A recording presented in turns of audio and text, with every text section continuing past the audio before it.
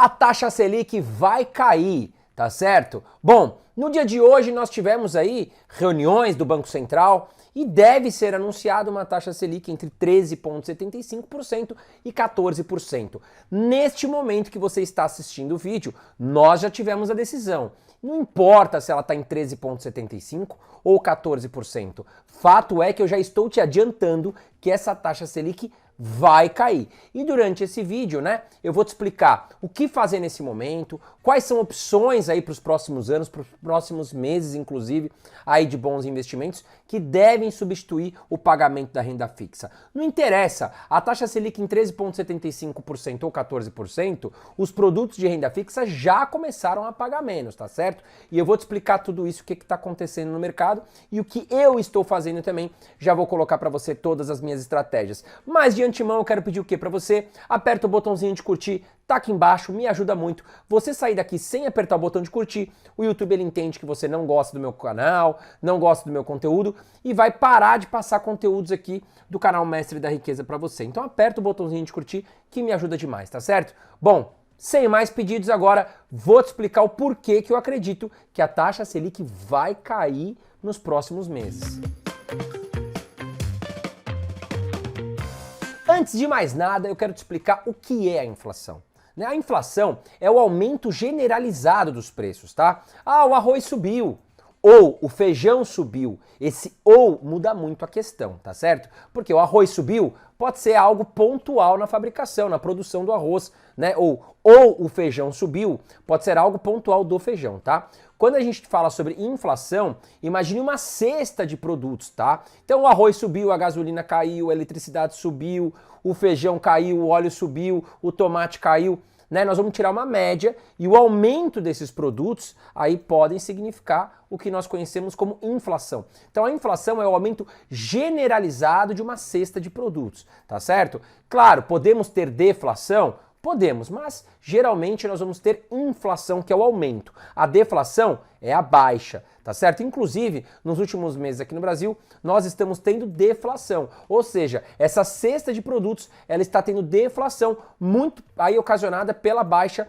da gasolina, né? Você mesmo sabe que aí no posto de gasolina próximo da sua casa, a gente chegou a ter 7, 8 reais aí a cobrança do litro da gasolina e realmente agora a gente caiu pela redução na cobrança do ICMS, que é o imposto aí sobre a gasolina também, tá certo? Bom, fato é que você já entendeu o que é inflação, né? E aí nós vamos entrar com uma ferramenta conhecida como taxa Selic, que é a taxa de juros aqui do nosso Brasil e que o Banco Central utiliza como ferramenta para controlar o aumento da inflação, né? Ou seja, quando a inflação está muito alta, o governo tende a subir a taxa Selic de juros. E, inclusive, hoje falamos, né? O Banco Central hoje soltou a nova taxa Selic, tá certo? E que preocupa muito aí os brasileiros, né? Opa, tá subindo muito a taxa de juros, os empréstimos vão ficar mais caros. As empresas fazem o quê? Vão contratar menos. Por quê? Os empréstimos ficando mais caros, as empresas elas não captam empréstimos para investir também. Sim, as empresas captam empréstimos para fazer investimentos. Quando ela vai fazer um novo projeto, por exemplo, ela precisa de dinheiro, né? Às vezes ela não tem o dinheiro ali, ela vai captar um empréstimo. Se esse empréstimo está muito caro, ela segura, ela trava o investimento. Quando ela trava aí o investimento, o que acontece? Ela faria contratação de novas pessoas, novos serviços, e aí ela acaba não fazendo essa contratação de serviços. O mercado acaba recebendo o quê? Menos investimentos. As pessoas acabam comprando menos devido à taxa de juros estar muito alta, as empresas contratando menos, os empréstimos muito caros. E aí a tendência é o quê? As pessoas vão menos para a rua fazer compras e a inflação tende a recuar.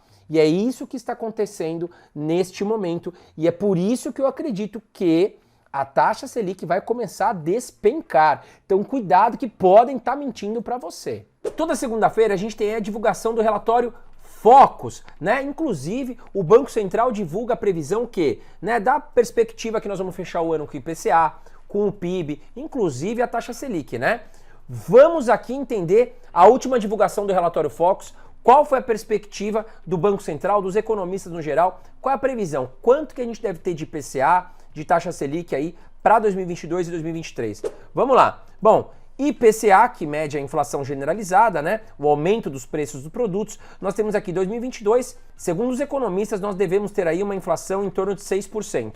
Já em 2023, 5,01%, que mostra o quê? Que o Brasil conseguiu contornar o grande problema, o grande vilão que é a inflação, chegou a ser medida aí quase 12% nos últimos meses. Já o PIB brasileiro, que mostra a riqueza, a produção interna aqui bruta do Brasil, em 2022 devemos ter um crescimento de 2,65% e em 2023 devemos ter aí uma oscilação de 0,50%.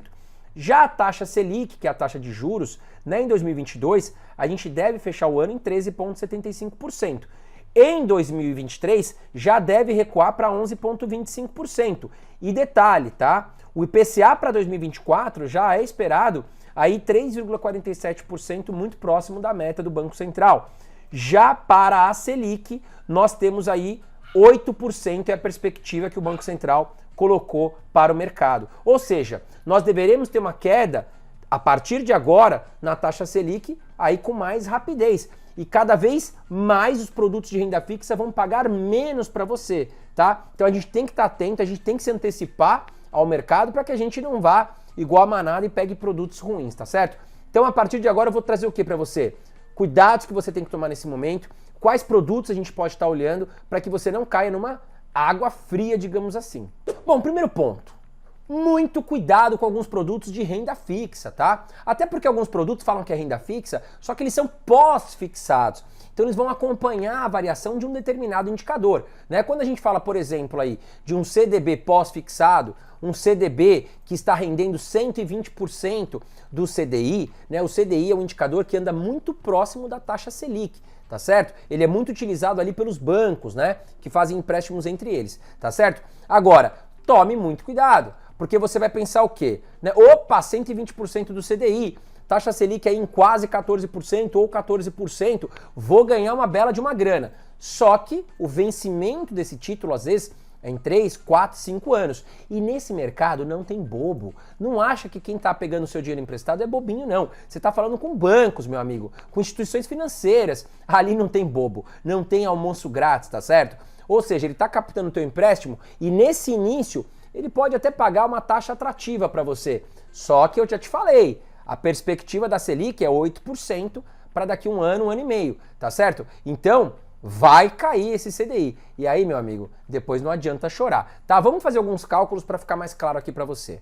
Bom, não importa, Selic é 13,75% ou 14%. Vamos colocar na tela essas continhas, tá?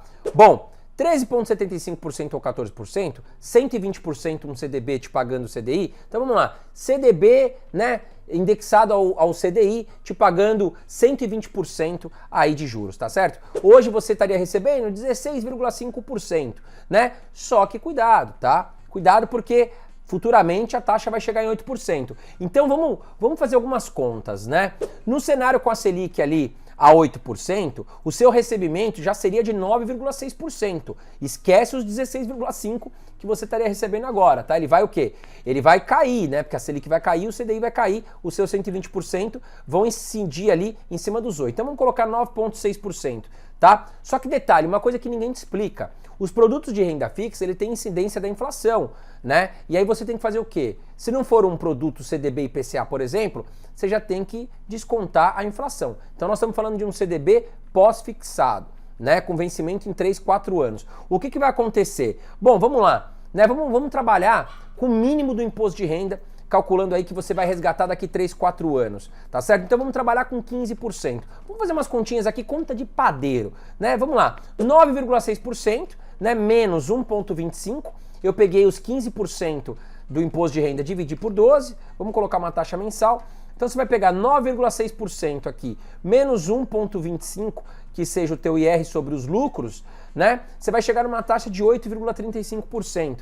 Vamos descontar a inflação, já no melhor cenário, que é 3,5%. 8,35% menos 3,5% da inflação, você vai ter aí aproximadamente 4,85% de juros reais. Então cuidado com esse negócio de tô ganhando mais de 1% ao mês. Você tem que descontar a inflação, você tem que descontar o imposto de renda. Lembre-se, a tabela aqui no Brasil ela é regressiva, tá? Então ela vai pegar o quê? Do maior para o menor imposto ali, conforme os dias que você ficar. Tá? Então tome muito cuidado. Uma outra dica que eu vou dar para vocês aqui é o seguinte: quando vocês pegam produtos aí de 15%, por exemplo, 14% nesse momento que aconteceu, né, você já não acha mais, tá? Hoje deve estar em torno de 13% o CDB pré-fixado, por exemplo. Tome cuidado quando você pega ali de 1 ano ou até 2 anos, porque você vai estar o quê? Na incidência do maior imposto, tá? Então, tome muito cuidado com isso, porque às vezes você pega uma taxa atrativa agora um pouco maior, com vencimento em 1 ano, só que você vai perder no imposto de renda. Vamos lembrar que o imposto de renda muda por faixas, tá? Então, eu vou colocar aqui na tela, olha lá, de 0 a 180 dias, você vai pagar 22,5% sobre o lucro de imposto de renda. De 181 dias até 360 dias, 20%. De 361 até 720, 17,5%. Acima de 721 dias, já cai para 15%. Tome cuidado, sempre que você for fazer uma contratação de um produto de renda fixa, coloca a tabelinha ali do lado de imposto de renda para que você não seja pego de surpresa, tá? Exceto, claro, produtos como uma LCI e uma LCA que são isentos da cobrança de imposto de renda. Mas CDBs ali, tome muito cuidado, ou produtos no geral que tenham cobrança de imposto de renda, que no Brasil funciona dessa forma, é através do prazo que você vai entender quanto você vai pagar de imposto de renda, e isso muda no final do jogo a tua rentabilidade. Até algumas semanas atrás, a gente encontrava produtos de CDB 3, 4 anos pagando 15%, né? Hoje você não encontra mais. Ah, André, mas a taxa Selic subiu, né? Estamos em 14%. Por que a gente não encontra mais produtos pagando então 15,5%, 17%, 18%? Porque o mercado não é bobo. O mercado vê o quê? O futuro. O que está acontecendo? O que o futuro mostra para nós?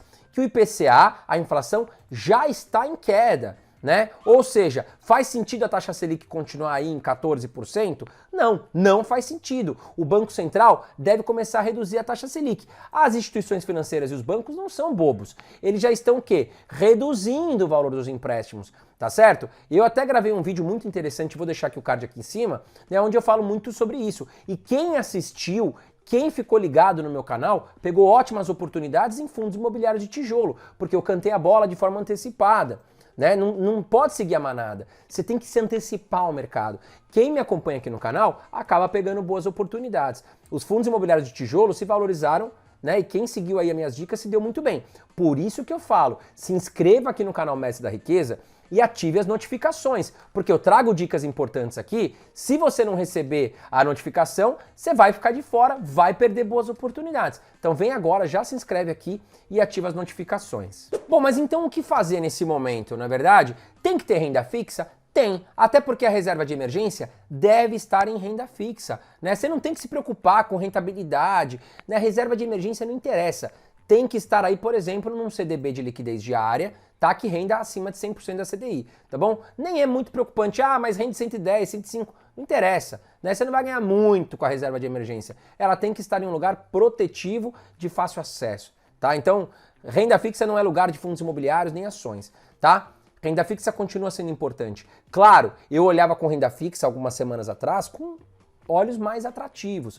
Porém, quando a renda fixa está pagando muito, é sinônimo o quê? De bolsa barata, é sinônimo de ações atraentes, né? Mas precisa ter uma carteira diversificada. Uma carteira bem diversificada, ela vai te proteger. Então tem que investir em ações, tem que investir em fundos imobiliários, tem que investir em renda fixa, tá? Um pouquinho de cada. Não concentra tudo na mesma cesta, porque pode dar problema, tá bom? Fato é que a renda fixa está pagando menos do que algumas semanas e tende a pagar menos daqui para frente, né? Esses produtos CDB pré-fixado de 14, 15, 16% não vão mais aparecer, tá legal? Já tô cantando a bola para você de forma antecipada.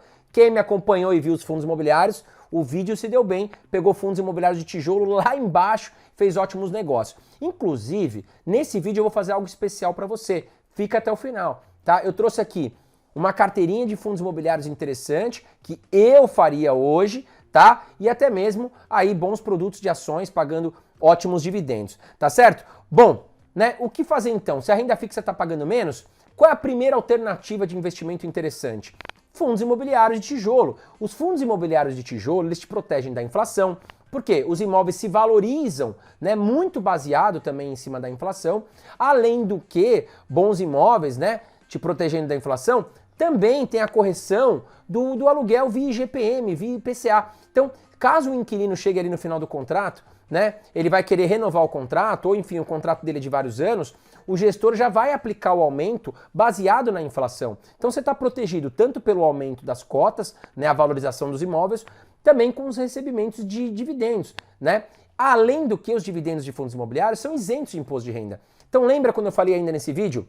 Os produtos de renda fixa tem a incidência da inflação, tem a incidência de imposto de renda, os fundos imobiliários, vamos falar em tijolo, por exemplo, você tem aí a proteção da inflação, você tem aí isenção de imposto de renda, então é um ótimo investimento, tá certo? Claro, não vamos comparar renda fixa com renda variável, a gente não pode, tá certo? Mas como uma alternativa para produtos de renda fixa que devem pagar cada vez menos, os fundos imobiliários, eles se tornam bem atrativos, são menos voláteis do que ações, tá certo? Agora, eu trouxe aqui para você alguns fundos imobiliários que estão pagando bem, inclusive trouxe fundo imobiliário de papel, né? O fundo imobiliário de papel deve começar a pagar menos? Pode, porque eles estão atrelados a CRIs, que são produtos aí de renda fixa, tá certo? Mas os gestores dos fundos imobiliários de papel, eles sabem escolher ótimos CRIs, né? Então, a gente tem maior chance de recebimento de dividendo, né, maior, no caso, em fundos imobiliários de papel, até do que nos próximos produtos de renda fixa que o mercado vai oferecer, tá? Então, eu trouxe aqui para vocês alguns produtos de fundo imobiliário que eu acredito muito interessante. Por exemplo, para iniciantes, não é recomendação, tá? Eu não faço recomendação nesse canal. Se eu estivesse iniciando hoje, por exemplo, eu olharia com bons olhos para esses produtos. Por exemplo, nós temos fundos imobiliários de shopping, como o XPML11, pagando 7,35% ao ano. Nós temos aí produtos de lajes corporativas, que são escritórios em prédios, ótimos escritórios. Nós temos o HGRE11 pagando 7,68% ao ano. Nós temos aí fundos de galpões logísticos, como o XPLG, pagando 7,28% ao ano. Detalhe, são isentos de imposto de renda, tem a proteção da inflação, são ótimas alternativas para você o quê? Diversificar sua carteira. Nós temos aqui também um fundo imobiliário de papel, no caso que é o DEVA11, que pagou aí 16,51% ao ano. Não tem nenhum produto de renda fixa que pagou esse montante, tá certo? Por que os fundos imobiliários de papel pagam mais, né?